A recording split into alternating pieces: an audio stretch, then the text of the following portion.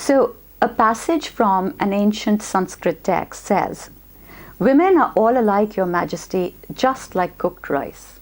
Women are all alike, Your Majesty, just like cooked rice. Therefore, one should not get angry with them or fall in love with them. Just make love to them.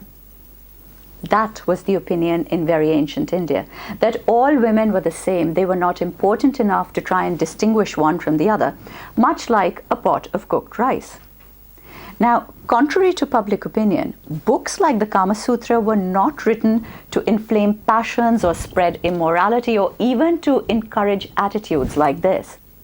Would you believe me if I said that these books were actually written to create a better moral and social structure, particularly to improve the lives of women?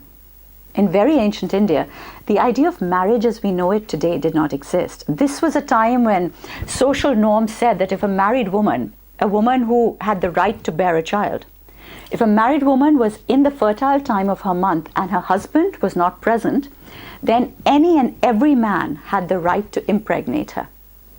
As a matter of fact, it was the man's divine duty to have sex with her, to make sure that the womb would not go empty.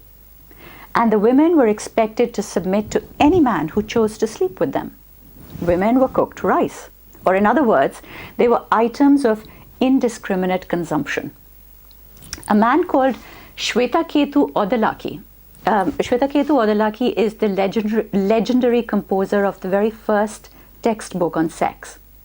Shwetaketu actually tried to put an end to this state of affairs by writing a textbook on sex in order to lay down distinctions about which women you could have sex with and which women you could not have sex with.